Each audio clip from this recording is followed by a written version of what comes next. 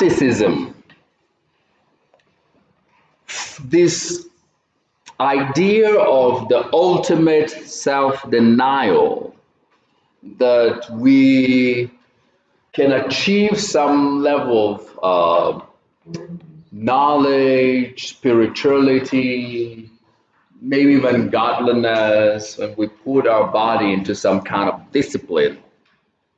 And so, of course, we know that the end of persecution brought with it peace and brought with it time and freedom for the church to grow and expand. And so then there's this development of monasteries.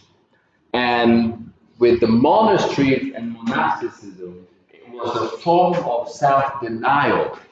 And the deserts became a favorite places that people often went to, just be away from the world, be away from everyone and everything, give up everything that could be a distraction and just live there. The others would find themselves in caves, and others who will find themselves in top of mountains and just want to be there, so that I can maintain my sanity and my holiness and achieve something. And so the idea was, we need to discipline this body a little bit, deny yourself certain things. That's the only way you can maybe become holier, better than others. And so communities started springing up with this practice where one person goes and is like, this place is really good, and others follow and join. And like, we'll join you, also just want to be like you, away from the rest of the places. And so by 320 AD, there were at least 5,000 of such people who were living in monasteries. Those are the kinds that are called monks. Today, when we talk about monks, our mind goes to Chinese doing kung fu. That's it.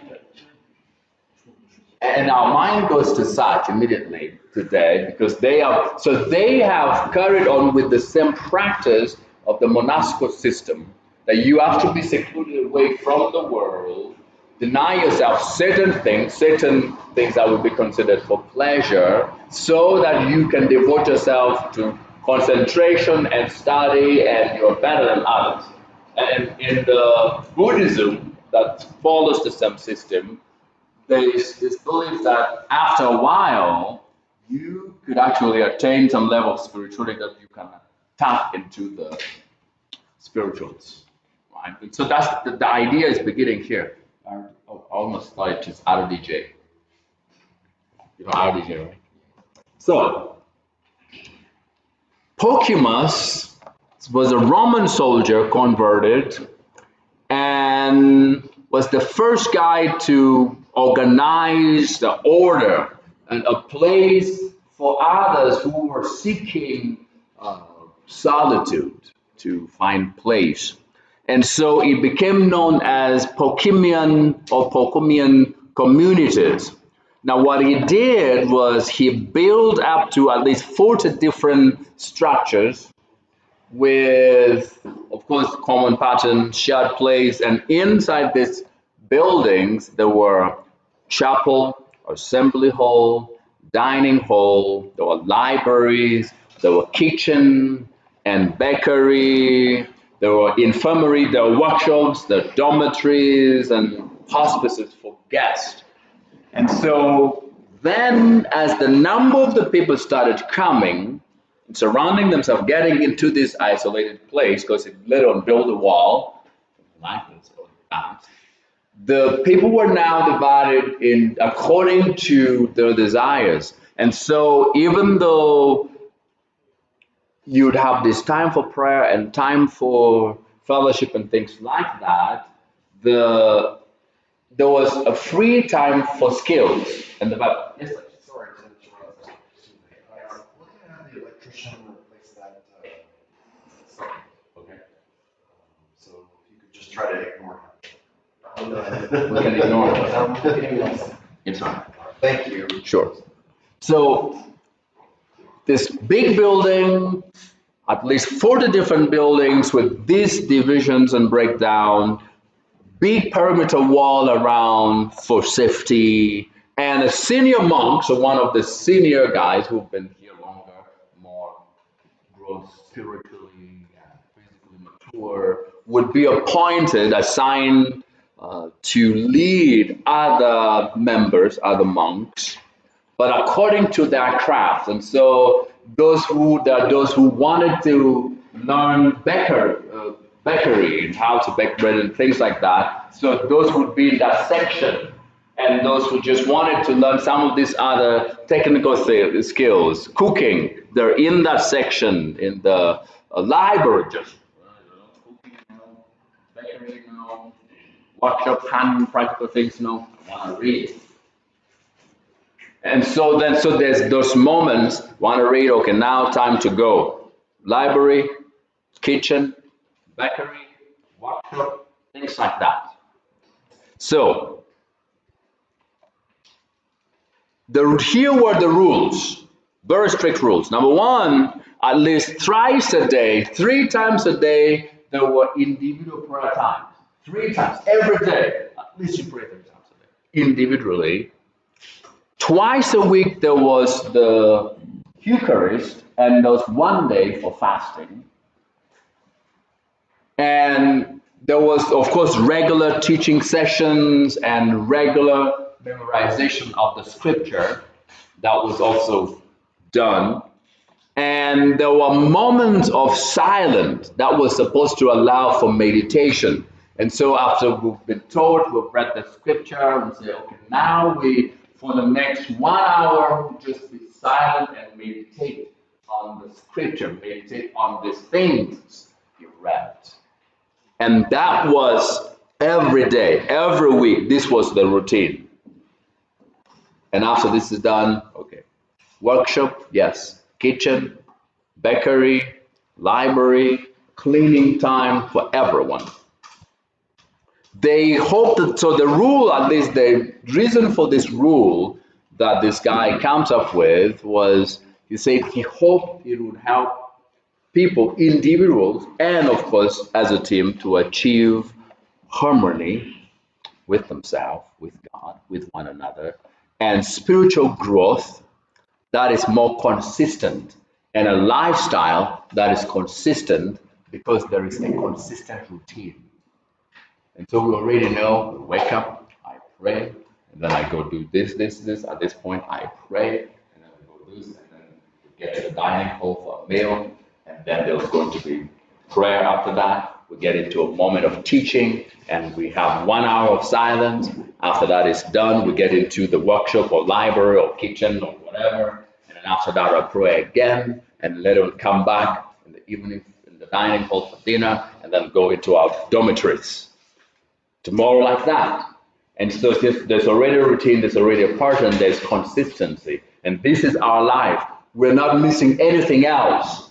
This is what we've signed up for. It's not like I can't wait to leave this place and go. There's nowhere else to go. There's no going out. There's no going back. This is the life. How many of you, now I shouldn't even ask, I know all of you are like, when is Friday coming?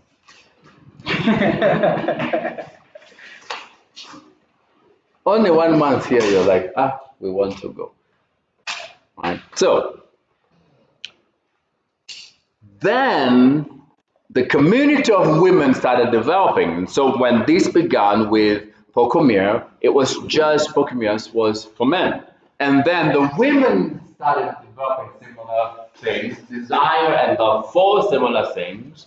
And so now, his sister, Mary, writes a similar rule, establishes something similar, and so now there's a section for the sisters as well. We have section for the sisters on the other side. There's a section for the sisters there.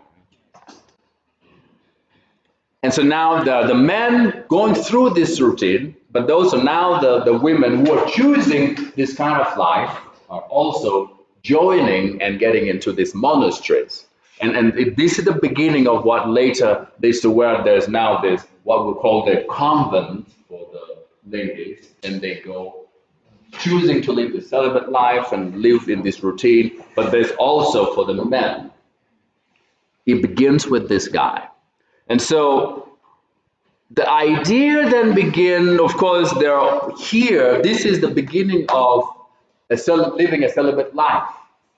It begins with these guys who joins the monastery, want to discipline themselves, be away from the world, from the extraction, get used to this kind of routine so that they have a trend of life. And now it is Innocent the First bishop who then makes it compulsory for all the clergies to adopt celibate lifestyle. Now, of course, as time went on, this group of men and group of women, because of the consistency of their life and the practice and how they're living, and of course they're not involved in any of the fight and wars and whatever, their life is different. So the church begins looking to the monasteries like this to provide leadership. All right, so they're now coming to the monasteries to get, could you come and lead this church or this parish? But this guy, this bishop, Innocent the First, then says, well, okay, making it a rule, if you're going to come and lead the church as a man, please now you need to make sure, forget, no man. Leave a celibate life. After all, if you could stay there for 5 years.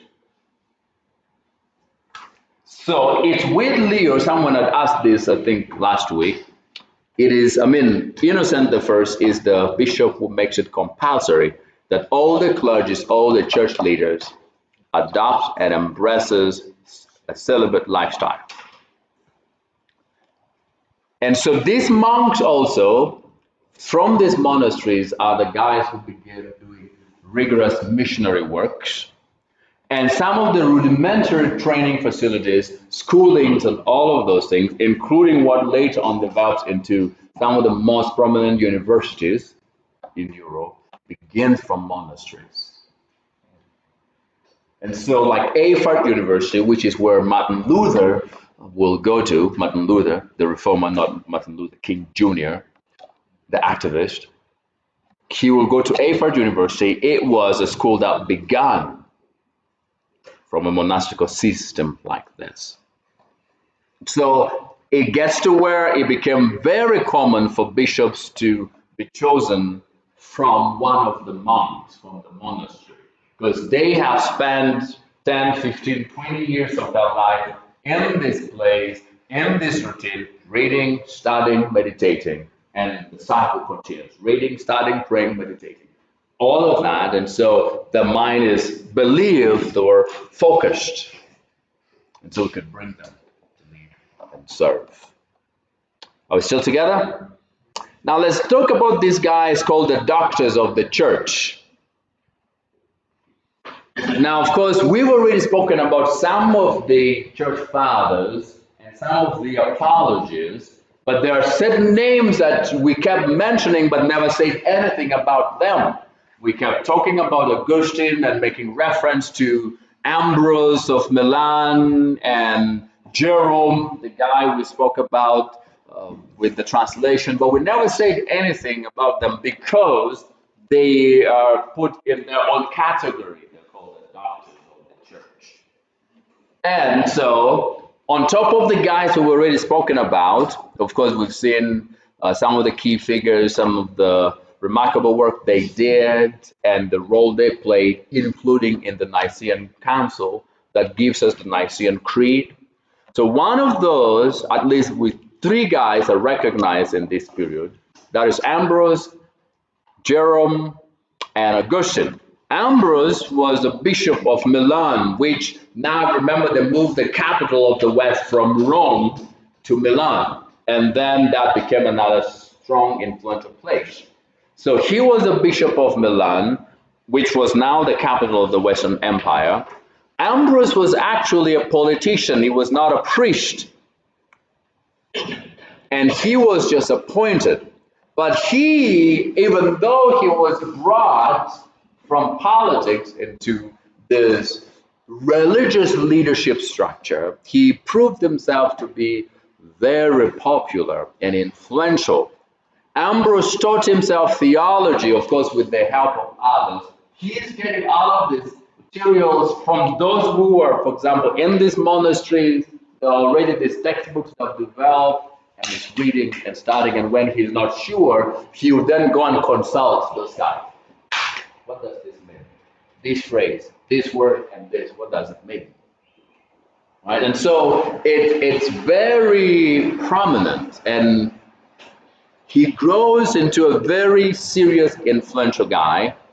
And at the time when Arianism was happening, remember the Arius controversy, the heretical teachings of Arius about the nature of Christ, Ambrose was one of the guys in the West who stood firm to defend what we today would call the orthodox position on the nature of Jesus Christ.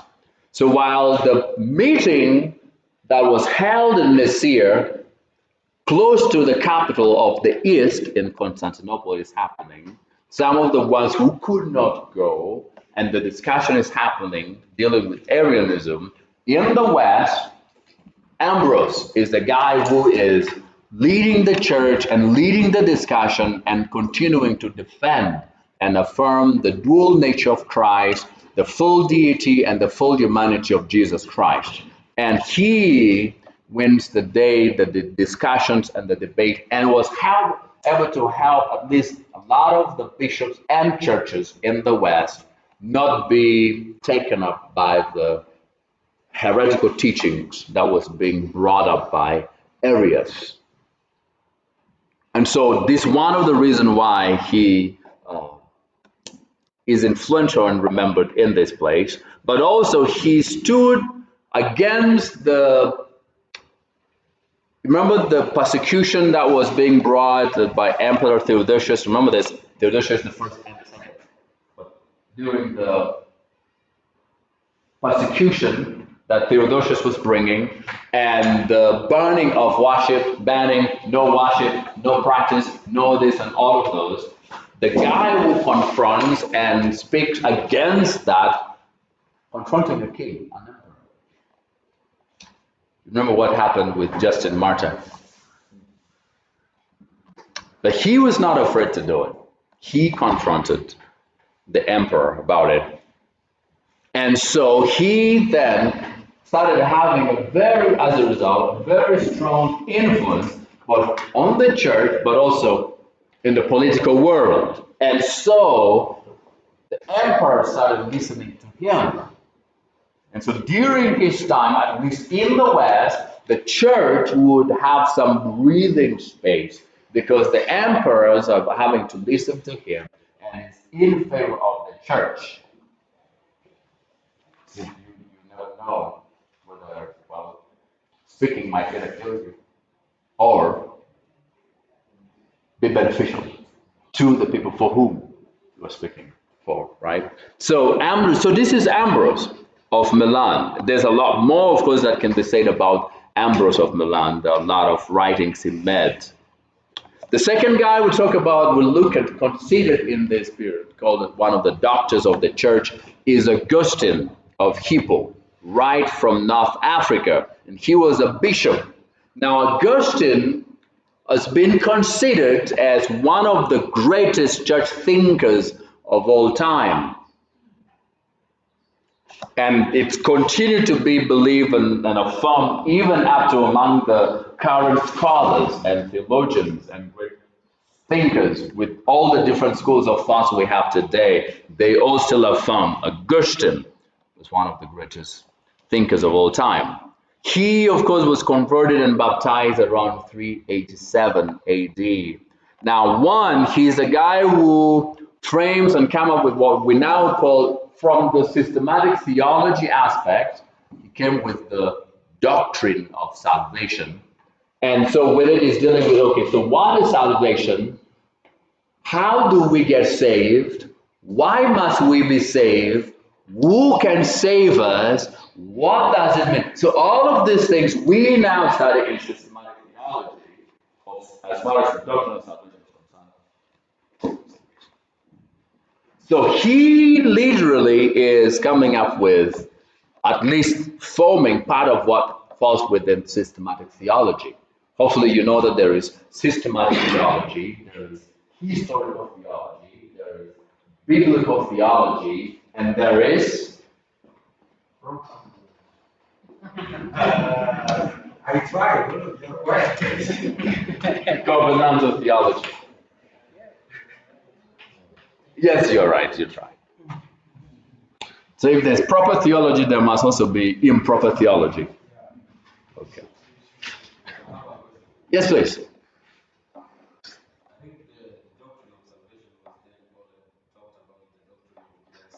Yeah. Mm. We say we came up with or it was building on what? Well, that's why you notice we use the word frame it. So yes, it's very true. You can read through in Paul's writings and you find he's spoken about grace, he's spoken about justification, he's spoken about faith, and all of those. But what Augustine does is he's studying all of these things and he's saying salvation. Okay, here is everything that we need to know and believe about salvation. So think of like what Erickson has done here, or what Wayne Grudem did with systematic theology, or what Dr. Stephen Waterhouse has done with Not by Bread Alone, or what Dr. Danny Akin has done with the Theology for the Church. That you open and say, okay, now here we're dealing with the revelation of God, theology proper, and everything, at least the core of all the scriptures that is connected to God, and all explanation connected to those scriptures in one place. That now I don't have to get the Bible and I have to read from Genesis through to Revelation looking for scriptures about God the Father. That it's put in one place. You get what I'm saying? So that's why we use the word framing it. So now he is picking what is in Ephesians, in Galatians, in Colossians, in Romans, in John's First John, and all of this, and then he's putting this is salvation. So if we're talking about salvation, these are the core. At least you need to know these verses, you need to know these things, and you need to believe these things. When we talk about divine grace, this is what it is. When we talk about sin and original sin, that's what we mean. So it's not that he created it. He framed it into an organized structure from a systematic perspective, as we talk about. That's what we mean when we are talking about Augustine and what he did. You get the difference? So, of course, he is the guy at this point who also speaks about the doctrine of just war. Any of you know anything about just war? Hear it for the first time. Yeah. You have. What did you? Jihad. You are jihadists. Well, what have you heard about? No, there's a difference between holy war, which is jihad, and just war, which is what Augustine speaks about here. So, just war. Now, up to this point, of course, we've already spoken about all of these persecutions and killing, unfair, unjust, whichever way you want to use of the Christian, all of that, right? And the Christians are not responding in any way. They are being attacked. And so Augustine says, one, even though, yes, God says, thou shalt not murder or kill, right? But it says there are times where it is justified for you to retaliate. Now, let me give you a scenario. Yes, you're a pastor and you teach them to say, no killing, right? And then thieves, robbers, whichever, breaks in your house at night. They rally you, your wife, and children. And they're ready to begin whacking one by one.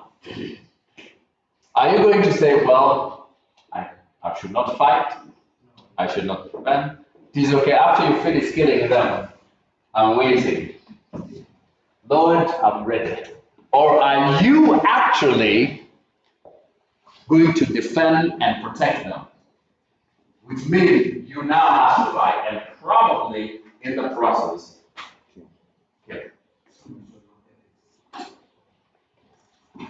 So he says in this case, you are justified to fight. Because the fight, one, you're not the one starting it, but two, you're getting involved to prevent more harm that's already being caused. You do it, you don't do it, there's already harm being caused, destruction. So you are justified to be involved and fight to protect other people who cannot protect themselves and bring an end to the chaos if possible. That is what was meaning. Yes. So this applies also for the persecution in the church. It would it be right for the church to fight like the persecution of the Christian? So as we look at what was happening with the persecution, there was more than just we are against Christianity, so now children are being killed, women are being killed, there's massive killing, right? And so, and that's one of the things that leads out, I believe, that leads Augustine to bring this. Like, we don't have to just wait for death and watch our children slaughtered to death in the name of we are Christian, we are peace loving, we are forgiving, and all of that. Can we defend ourselves? Are we allowed to defend ourselves or not allowed? Can we protect ourselves? Yes. Augustine would say yes, so even in the face of persecution, that we defend ourselves. And not just say, okay, yeah, they're coming, let them come. And then you open the doors and say, it is okay, we were waiting for you. At least you will not say like Optimus Prime, let them come. You're going to try and be ready, right? Yes. So I'm just trying to make it literal. Please. There is a trending right now in the country. Mhm. There is a cow that has given birth to a calf with two heads. Mm. Right? So people are arguing like, so should it be killed or should it be kept alive?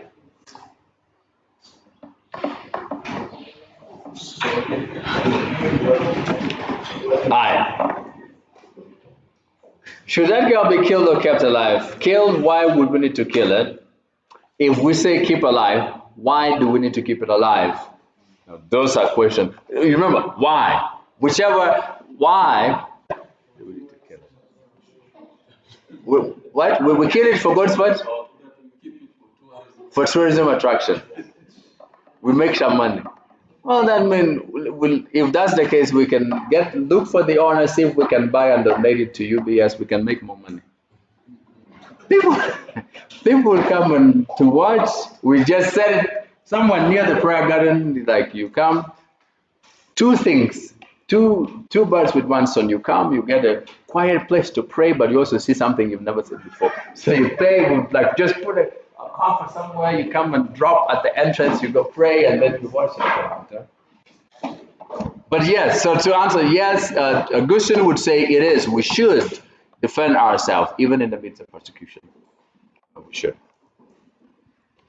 So then Jerome, the guy whose work ends up changing the world, at least influencing the world for a century, actually 1,000 years plus.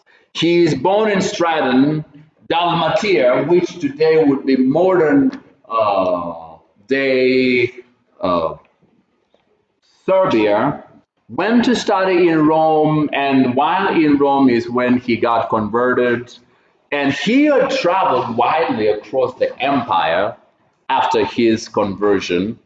And so he returns to Rome around 376. Now, at this point, he has become a linguist guy. Of course, he knows Greek and he speaks now Latin and he's fluent in them. And so he embarks on this translation, which took him years to come up with the Latin Vulgate, the translation of the Hebrew and the Greek Bible, the Septuagint, into the Latin language. And when that happened, the Latin language becomes what is used for 1,000 years in the empire. Yes, please. Is your hand up? Yes. You're doing. Yes. So I have two questions. One is, what does the small c in front of those years mean? Oh, okay. Yes. And then two, why are these men called the doctors of the church? Wow, they're called doctors. Now, what the other day you told me there's a doctor. Who is the doctor? This is not. He's the one. What do doctors do? Why are you a doctor? What do doctors do? But by the way, doctor as in like doctor, or medical record doctor, certificate, midwifery doctor, complete doctor, incomplete doctor or complete doctor? Complete doctor. Okay. So first, the C in front of the years is about, around, or about, and that means we don't have an exact date, exact month, but we know it's So for example, let's say if we were talking about the current head boy of the neighboring country, say about, now if we didn't know exactly which month, which year he came to power, we would say about 40 years ago from our vantage point, or around 86. So we know it happened somewhere in 86, but we cannot say January 86, June 86, December 86, but we know it happened there. So with that, when you know, at least you have the year around, but not exact, cannot pinpoint, it's written with that C, thereabout. That's what it means. So why are these people called doctors of the church? Well, partly it's in a way, now this title, first, I want to say this, they didn't give it to themselves. This is coming hundreds of years later by later scholars looking backward and seeing their direct involvement in the church and their work and the influence it had in the church in somehow helping the church be healthy and to grow, and to say doctors of the church, whatever they did, whether they treated the church or made it healthy. So it's a projection from the rest of the people. Like Justin Martyr did not call himself an apologist. It is later people looking at his writing and his work and what it did, they say he was apologetic in his writing, right? So, yes, please. We kind of drifting and appreciating in putting the information together, because I'm trying to see here. We're talking about Jerome, we're talking about Augustus, and we're talking about, but we had looked up other people whom were migrants like the Germans. Remember we talked about the migration. The Germans had also their philosophers. Yeah. Where are they? Is it only that in Rome that people are made and some are coming from other parts and coming to Rome? And we saw Alexandria was flourishing, and then it is not being still some. Now we are falling to Rome. Are these people there? Struggling to pick the Okay, we talked about migration, Yes, we did. and it shaped that it shook the church. Mhm. Now we see about the writings of Jeremy Ambrose and the likes of Augustine. But now we have drifted from where we were. Now it's centered in Rome, and we're talking about the doctors of the church. Yes. Now my question is, we had earlier on seen that Alexandria was the first to be civilized. Mhm. Is it now not producing? Why is it that now it's not seen in the limelight? We are now seeing the more of from Italy. Okay. Okay, I've gotten you now. Well, so you notice when we spoke about the migration, the Germanic tribes with the Rivals, Atalia, the Hunt, Alaric, and all of those, that's 600 already. Now, so the reason why we're talking about Jerome, Augustine, and Ambrose at this point is because we're getting ready to get into looking at the church in the medieval period, and then that will help us see what is happening in the East. So as we spoke about the migration, we're looking at the West, Rome and all of that. We had already looked at while this side, the West, was having these issues, the East is still fine. Okay. Now we are going to shift to, so we see that even with all the chaos in the West, there's still something happening.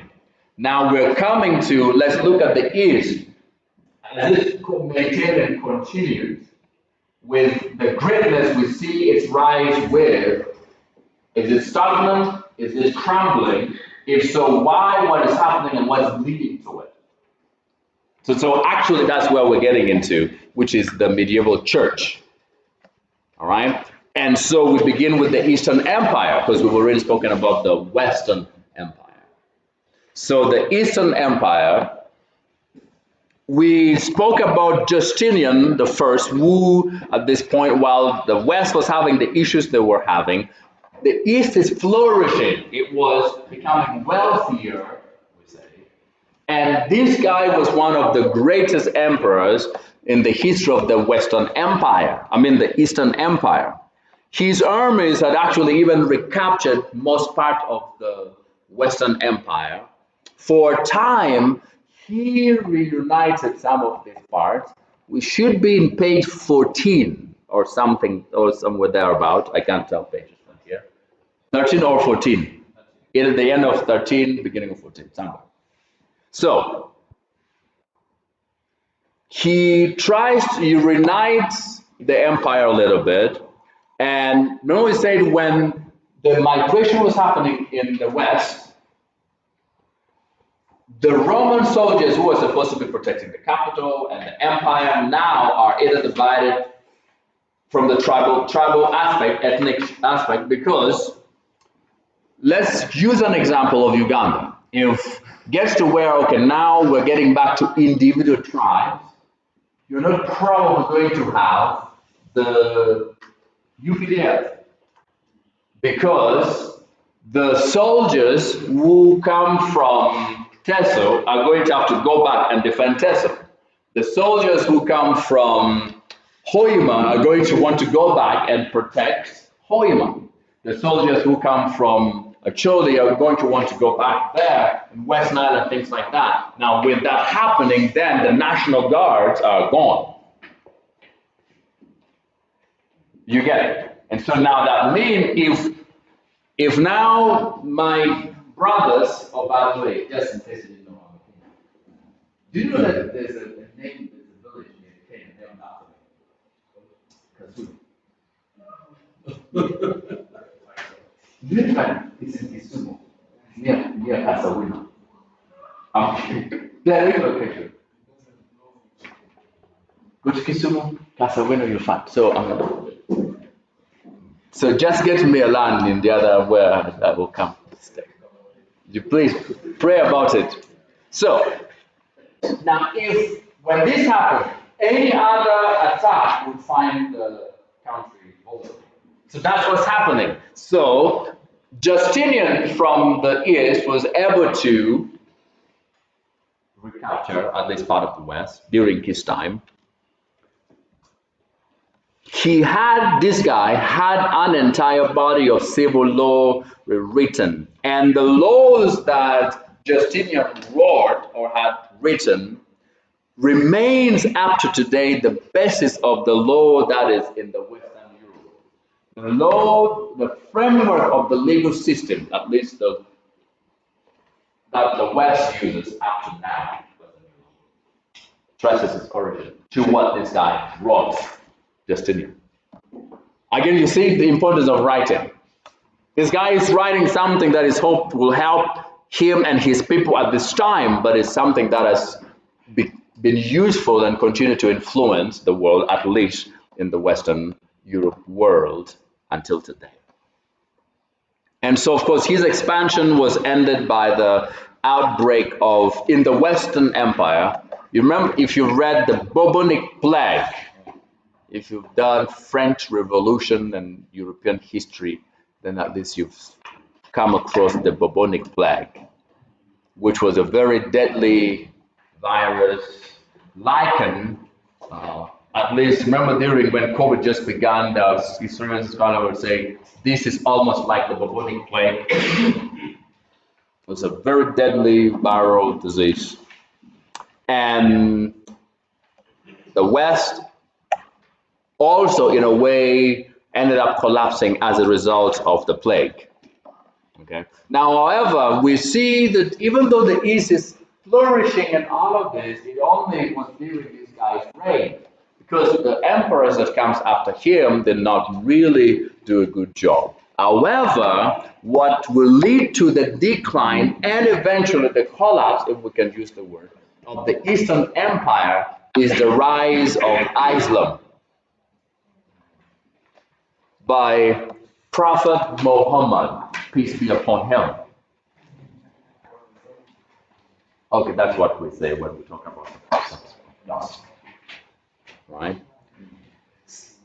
This guy was a businessman or a herder, and he is from Arab, and he was a merchant, traveled from one place to another, and he is in Arabia, in Mecca. They are polytheists and idol worshippers. There are dozens and dozens of gods in Mecca that were worshipped. So when you think of Mecca, think of it like Athens. Remember when Paul in Acts 17, when Paul gets to Athens, he finds that all of these numerous altars to different gods. This god this, and god this, and god that, and to the unknown god. And so the business people would go to Athens, at least each of them had their god somewhere. So you just go and look for where your god is and you worship. So Mecca was something like that. There were all of these different gods because it was also a business center. And so while people were there for business, then you can worship your god. But through his business trips as a merchant guy, he begins seeing how, quote unquote, religion is organized in other places. He journeys all the way to Jerusalem. And so as he meets the Jews, they're very organized. They are monotheistic, one God, very organized system. He comes in contact with the Christians, one system. We worship him. We don't deal with this many gods. And so that becomes an influence for him. And it's been said that he first came in contact with the Christians and he tried to ask questions for clarification, for understanding, and the Christians brushed him off.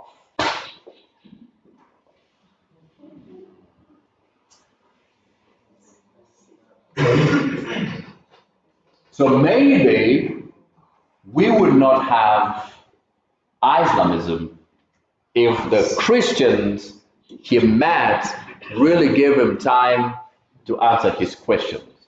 But you notice how sometimes we are so busy that someone will come and really want to talk and say, no, not now, I'm busy. Maybe we can another time.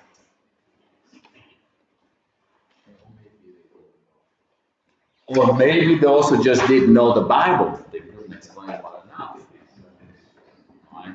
Same thing is what happens with Muhammad Ali. Muhammad Ali was born and raised in the Church of England. How the Christians and how the church. Now, with Muhammad Ali, it was the segregationist things that was happening in the West, in the South, that made him say, because he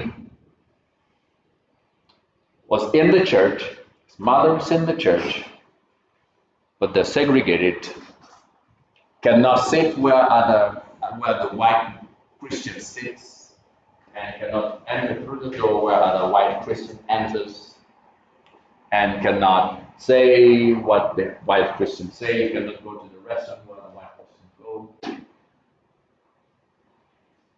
This is if we have the same God and it's the same Lord, and then he meets the Muslim who welcomes him and treats him as equal and values him.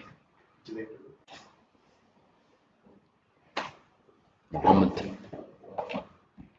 That's how Muhammad Ali became Muhammad Ali, changed his name, joined the Islamic world, and says, I don't want the church anymore.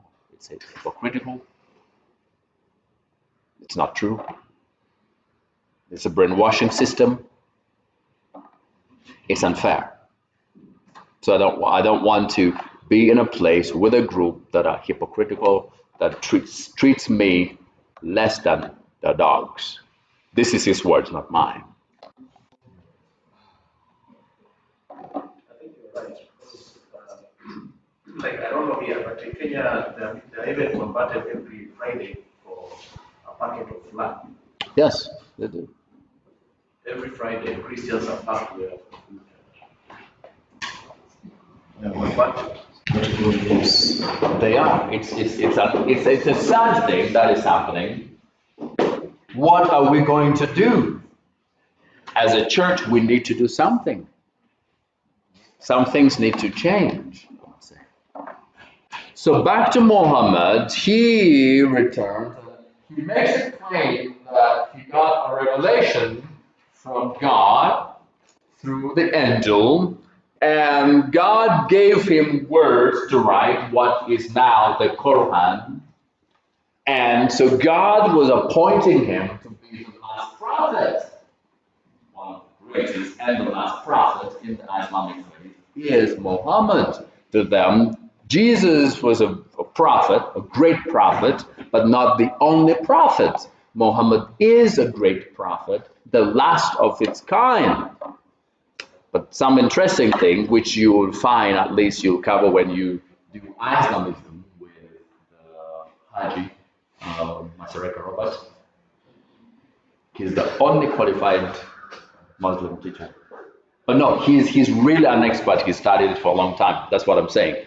But when you do, you'll get into the doctrines and belief and practice somewhere. So it's been said they have it in their own book. One, Muhammad did not know how to read and write. And so they say then, when the angel gave him the word and says, please write this down, and say, I don't know how to read and write. So the angel slaps him. Right. So, however, the Muslim now these days, they claim the Bible cannot be trusted, should not be trusted because it has multiple authors. The Quran is the only source, the only book that should be trusted, was only direct from God, downloaded from God through the Prophet. But then it says he did not know how to read and write, he did not write anything, so who wrote? You'll have those discussions in the Islamic course. However, so he begins this and he gets back after this supposed revelation, gets back home in Mecca, and he destroys all the other altars for the idols and leaves only the Kaaba, the black stone, which has now become the central place of worship in the Islamic faith, where all the pilgrimages to the Holy Land is done well, for you to become a Haji or a Hajjat. The black stone, the Kaaba, was a family god. Okay, now he has created a problem for himself and for his family because all the other people who are connected to the idols, the gods, he's destroyed are not happy with him and his family. And so the hijrah, the flight of the prophet, happened. So he had to flee from Mecca to Medina. And while in Medina, he organizes himself, continues teaching what we now know as the Islamic doctrine and belief, and he begins harming himself. Harming himself.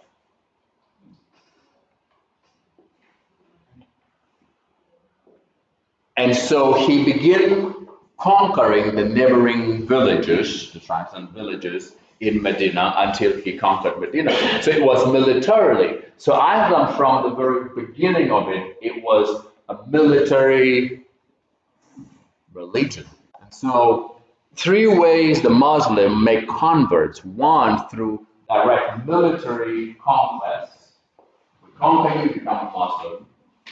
Through business ventures and assimilation, do business partnership and slowly, and through marriage.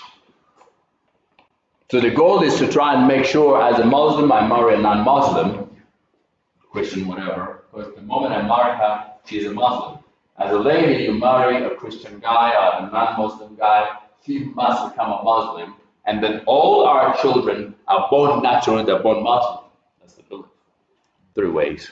And so Medina is now conquered, it's a Muslim territory, and so he arms himself with a team and now he journeys back home to Mecca militarily and conquers and defeats the guys there. And so he's back home, conquered home. That becomes the center.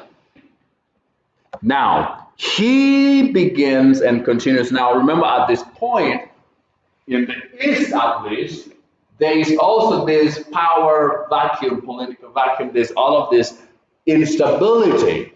What is happening in the West is affecting the East, and there's all of this chaos. Already somehow, the West for some time was not in good terms with the East, except for the time of Justinian, would try to unite the two parts. And so the East didn't want anything to do with the West didn't want anything to do with the East. And so here they are, the Muslims, coming as business guys, intentionally, genuinely wanting to do business and to get into partnership and get into this fellowship and get into that. And they're coming in the name of, and by the way, we serve the same God, we worship the same God, we just call him in different name. We call him in our name, in our language, in Arabic, it's called Allah. In your name, language, you call him Patonda, you call him Rohanga, you call him Chibumba. It's the same. So we're just different. And so the church in the East, Constantinople, coming all the way to Africa, says we have a group who thinks like us, cares about us, loves us. Welcome home, brothers. And so they come in the name of doing business and they begin doing these transactions and contracts and all of those. By the time the people were realizing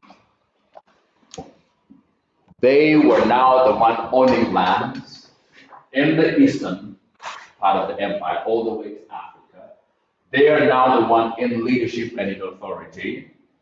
And then the monster brings his head out. So you want to get a job, you now become one of us. You want to get land, you become one of us. The churches, the properties they own were already somehow in the hands of the Muslim. And from there onward, downward spiral. That is what happened to the church in North Africa. So by the time we get to 980, church in Africa is finished, except the Coptic church, the Coptic group that begins in Egypt. they remained, they continued fighting because they never entered into the business venture with the Arabs when they first came. And so when the Muslims started rising, they saw, okay, this was actually a trick. And so they have continued. Up to now, the Coptic Church still exists in Egypt. But the rest, in general way, then that's why the entire North Africa is Muslim. They came, remember what Jude says, why we should be alert and defend the gospel, says because Satan crept in unnoticed. They sneaked it. While we were praying. So, Chinua Achebe said something in this book, What is Wrong with Africa? The problem that's wrong with Africa says, while Africa was praying, by the time Africa opened its eyes, the land from under his feet was dead.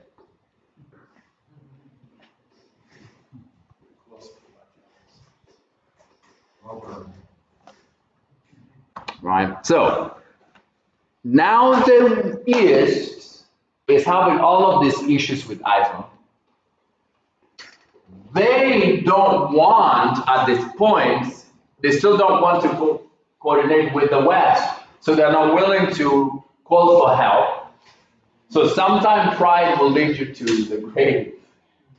Sometimes pride will lead you there. You're in trouble and there's someone who can help you, but for whichever reason pride will be like, no, I can't. I'm not going to go. And then I can deal with it. And I can deal with it.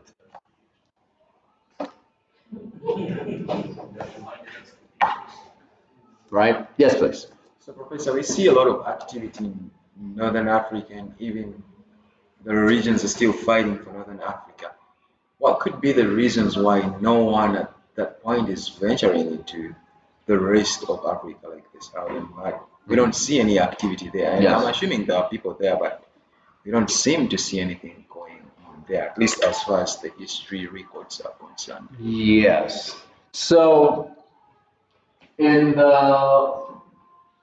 through this period, at least up to 1000 AD, when we begin seeing the migration, different things moving, most part of Africa is still, let me call it a jungle. Not because people are not there, but people are still in like gathered in one place and one place and one place.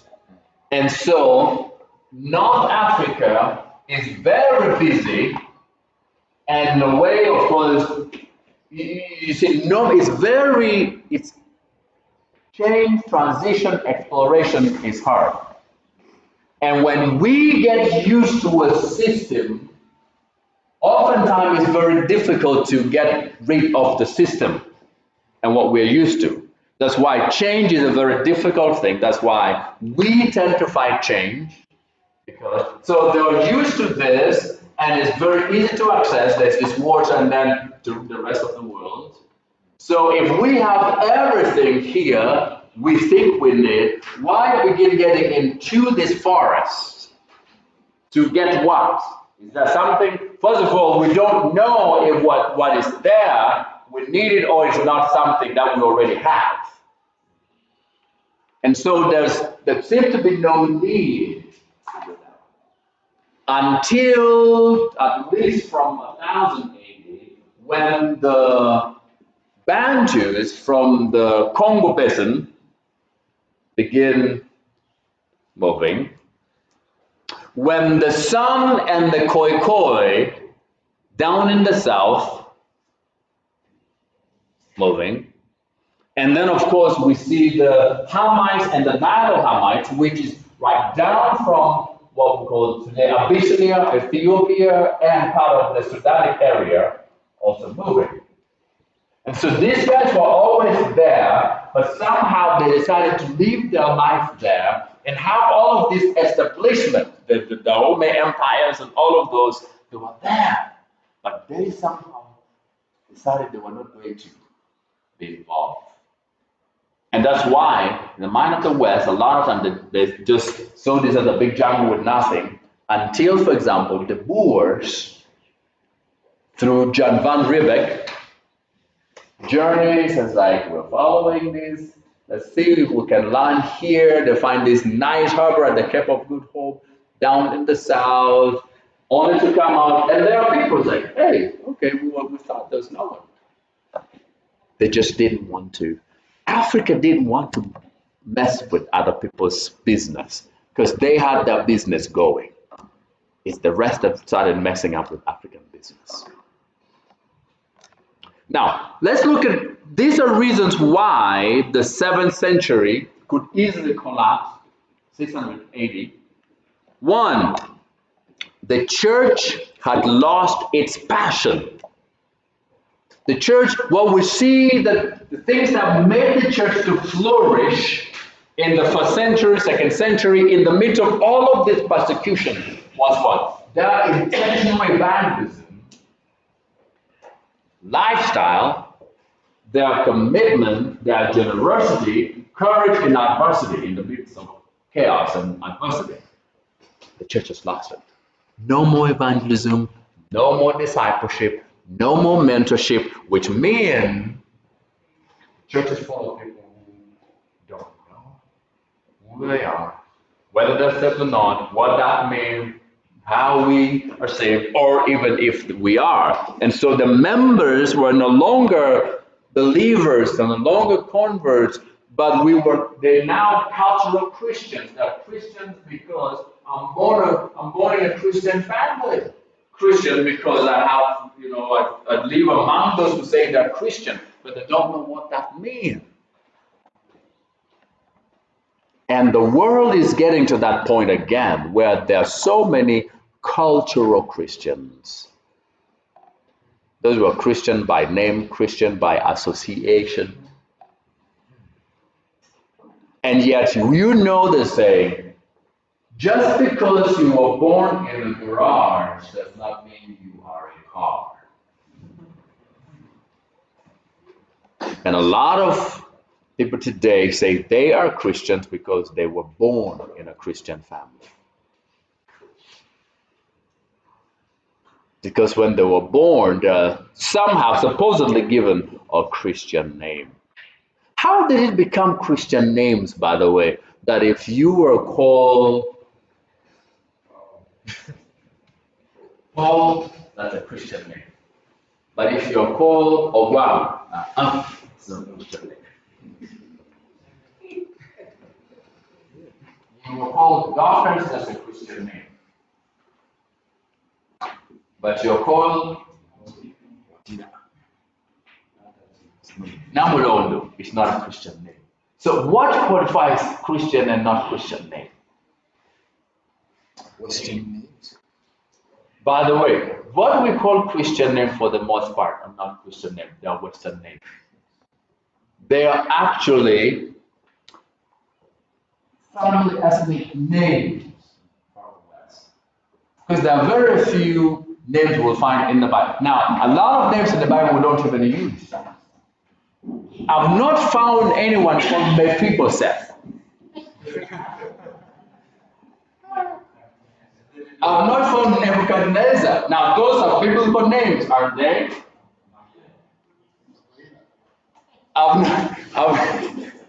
Sapphira. Right? I've not found Zedekiah. There are very few. Zedoiachim. Neshiwashim. Sennacherib. Those are biblical names. But do we find them? Artaxerxes. I've not found Goliath. Those are by biblical names, but there give your child a name Artaxerxes.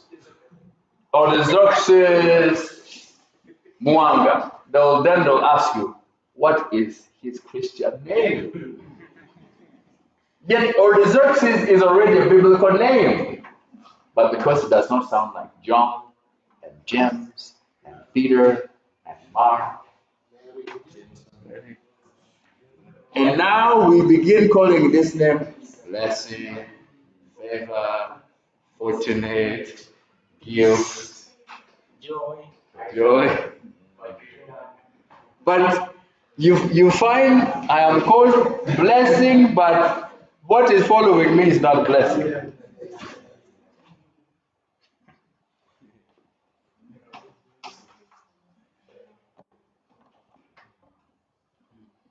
The other one you'll find Soren Hoods, and he's a pastor. You'll never ask him, but what is your Christian name? He's Soren Hood, a timber. You don't ask him. Right? So, we are in that state where the church, even today, will increasingly become cultural Christian class only. And if we don't get back to intentionally teaching, preaching, mentorship, and discipleship, we are headed the wrong direction. We probably, a generation that is coming after us, if the church continues in the same downward spiral it is in, what is recorded in the book of Joshua and Judges could easily repeat itself. That after Joshua died and the elders that outlived him died, there arose a new generation who did not know God or anything like that. And then what is said at the end of Judges then will happen. It's beginning to happen already. At this time, there is no king. Everyone did what was right in their own sight. It's already beginning to happen. You get into the West, everyone is his own God. Everyone is his own judge of what is right and what is wrong. You can't say it anymore. You're infringing on someone's rights. That's the problem. And that's what was happening here. So while the Muslims are coming and saying, no, we are the same, we worship the same God, they cannot prove and tell it is not true because they don't know the God they claim to worship. We are talking about the same Jesus who worship the same. They don't know the Jesus they worship or claim to worship. And so when you don't know who you are, how can you be able to defend that identity? You don't know the God you worship. How will you be able to tell that the one you're being presented with is not the same? It's partly the reason why many Protestant churches, or when I say Protestant, all of us are Protestants. Okay. Evangelicals. Born again. We've not gotten to how we're all Protestants. Because when I say Protestant, your mind went to Anglican. But okay. Many of us born again evangelical. Okay, now we're done. When we look at the moments, for many of us, we say, no, we are one. They're part of us. They talk to Jesus, they believe in God the Father, Jesus as his Son, and the Holy Spirit. Many Christians think so. Because they don't know what they believe. Now, let me tell you, in case you're one of them, let me tell you what they believe. One, God was once a man like us.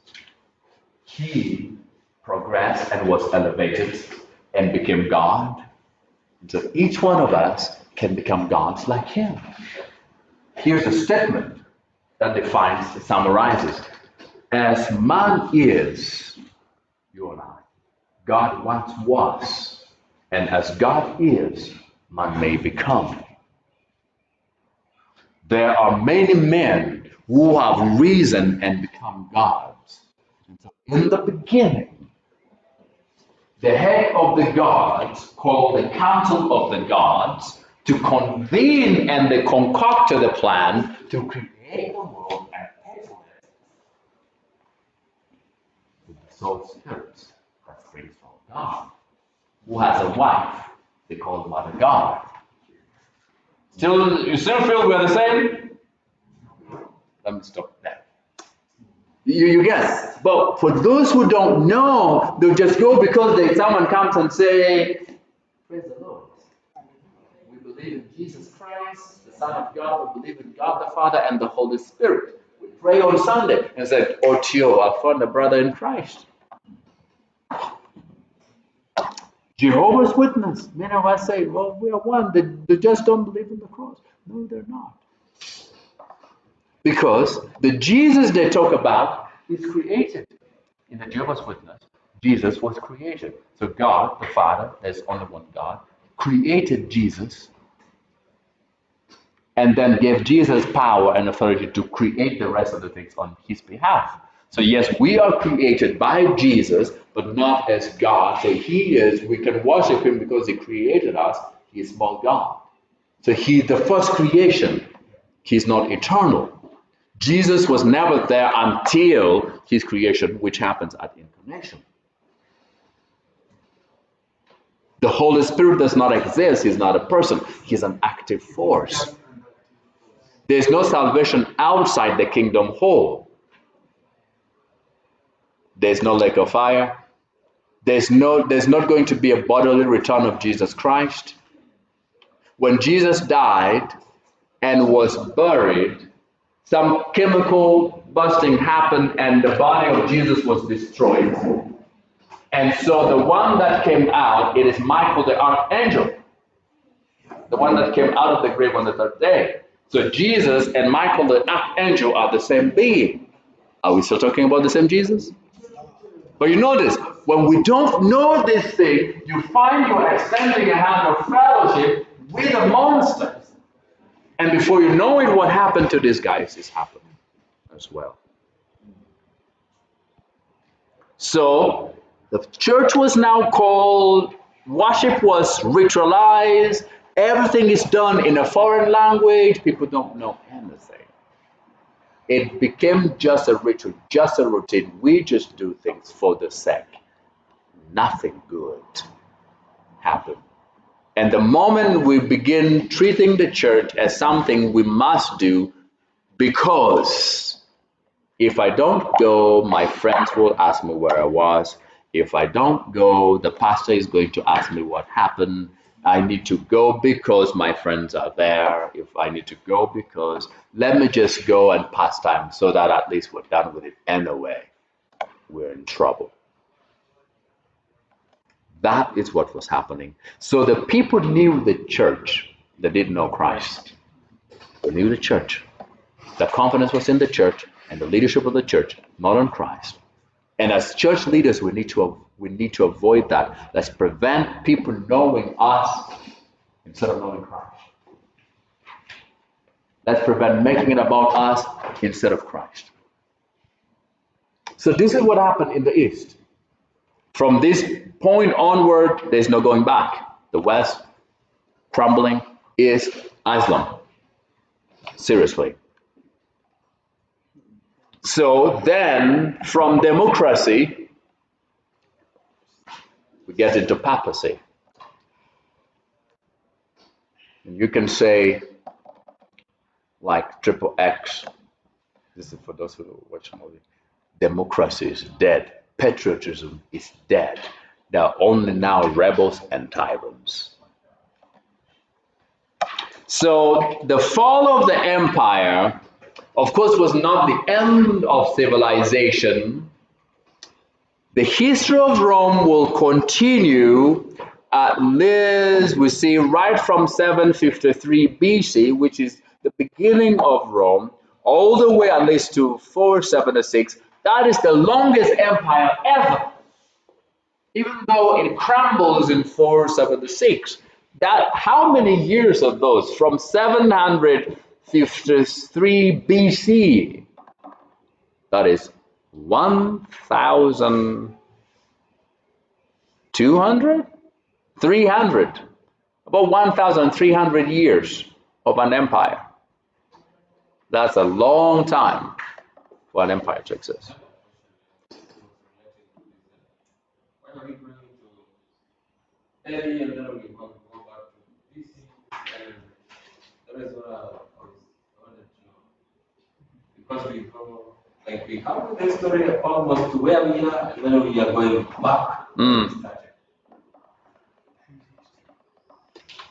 Because history is intertwined.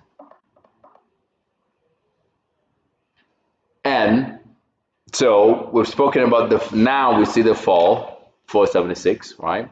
But we're also wanting to show Where did it come from? Where, for how long has this empire been that now we see it's collapsing? It's a long time. Part of what leads to the collapse of the empire is the rise of nation states. Of course, we see, we've spoken at least about Leo the First and the rise to the papacy, and at least the first guy to be called the Pope, not to call himself the Pope. But we also see that from around the 5th century, when these debates and discussions and split begins happening between the East and the West, and then this heresy and all of that, and then now power and influence and money and politics, the church is never the same. Money and politics.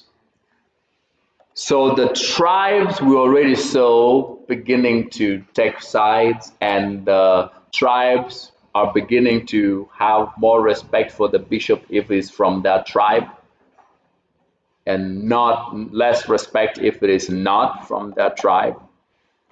And so now Rome is in a way being ruled by the bishops, both spiritually and politically. We saw that already yesterday. And the greatest thing that happens that see the church converted into the papacy, the Pope, is with this guy, Gregory the First, from 589 to 603. He serves under this period. This guy was a very serious, influential figure. I think you can see his old, bald-headed. Now,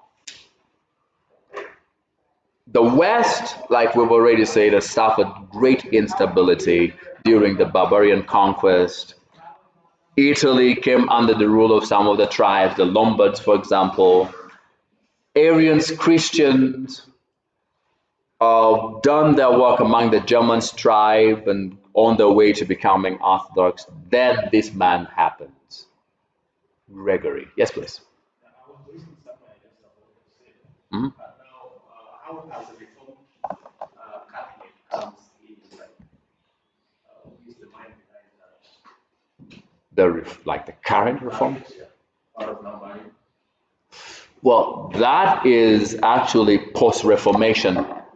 So post-Reformation of Martin Luther, which happened with the 95 Theses of Martin Luther in 1517, after the complete split of Roman Catholicism and the Protestant Church, some of the leadership within the Roman Catholic Church started actually evaluating and being like, for sure, I think there are certain reforms we need to make within as well. And so now there are those schools of thought within the Roman Catholicism, and those who now reform within the Roman Catholic Church about now priest to marry and things like that, and those who are still holding on to the other system. That happens post-Reformation. So Gregory the First gets to see stability returning in the Western Europe. And of course, we see he has issues with the Lombards, one of the tribes that had conquered and was now controlling the West. And he, through Gregory, he began influencing others to get the church into the political realm. Get the church into politics. And when the church was brought into politics, that never was the same. And so he establishes a very firm grip over the Western church, and the church began having an increase in its power and influence, in its prestige. The Roman Catholic Church, which is now on its way, the church begin having holdings of land, and so the wealth of the church is being revived, and the church is becoming more wealthier than the state. The Roman Catholic Church is of all the institutions, religious institution and all, is the one that owns the largest chunks of land in the world. Donated to them, they've bought by chest. For example, they almost most part of this hill, all the way to the other side. And they like healing places. They own, they buy, they invest. So now they're doing the same. They're getting land. Some of them, of course, you need our protection, you give us the land. Getting land, and the biggest investment you can have is put it on land. That is the investment that will never go wrong, because land never loses value. It keeps gaining. Does not depreciate. It keeps on appreciating. So if you want to be rich, now I'm teaching you how to be rich. Begin investment, not on liabilities, on assets. Land is the first one you need, not a car. Now you may say, but you have a car. Yes, cars are necessities, but they're not assets. They're liabilities. They are products you purchase and it keeps taking from you. So I'm not saying you shouldn't buy a car. I'm not saying it is bad to own a car. I'm saying it is not a one-time investment. It is a constant. You need every day, as long as you're using it, you need to keep putting onto it. Invest in assets. First, begin with land. Here's the reason why you should buy land, at least for Ugandans. I don't know what is happening in Kenya coming. So according to the projection, survey and projection that has been done and confirmed, at least according to the peer-reviewed research, the projection is that by 2050, Uganda's population is expected to be somewhere between 100 and 110 million people. And so that means, so right now we are about 46 million people. That means in less than 27 years, in 26 years from now, we will have more than doubled. All of the extra 60 plus million people who are going to somehow be born in the next 26 years need land. They need to build a house. They need to cultivate something, or need to eat. And you notice all of these things. Now remember, the size of the land, of the mass land of Uganda is not changing. Unless we're going to bring back men from the grave to do what he had done. Now all of the young people don't know history, who don't know history. What he did, he went like, now, you want me to draw these corners for what? Pick from here. Pick from here. Pick from here. So at least we had bigger land. So we had Kenyans in Uganda, we had Congolese in Uganda, we had Ethiopians, like Sudanese in Uganda. Like, you are now part of us. After all, we were one before those guys came and drew this. We are one. But you notice, so the size of the land will not increase, but the population will continue. It's going to get to a time where you can't get land. Get it now. I think it is on record because Uganda is living with 19% of its youthfulness in the country. It is. Yes. Because 78% of Uganda's population is 30 years below. And so already that means 26 years from now, the 80% of the people will still be alive. Oh, by the way, you, my fellow young men, even though we say, oh, the old people must go so we can come in, the old people are less than 20%. So even if we say, okay, let's retire all the old people, that is only about 10% who are in leadership. So are we saying the 10% are the reason why 90% don't have jobs? No, it is because we are growing at a very fast rate, so fast that the government, even though it's doing its best to create jobs, they cannot do it. So every year, for example, the government at least tries to create at least about 10,000 jobs every year. But notice that every year we have about 100,000 new graduates from the university. 100,000. So there's only 10,000 credit for them. So now there's 90,000. We need to look for jobs. That's what I keep saying. Please become innovative, creative, start a job. Stop blaming the government and looking for the government to give you a job. Start from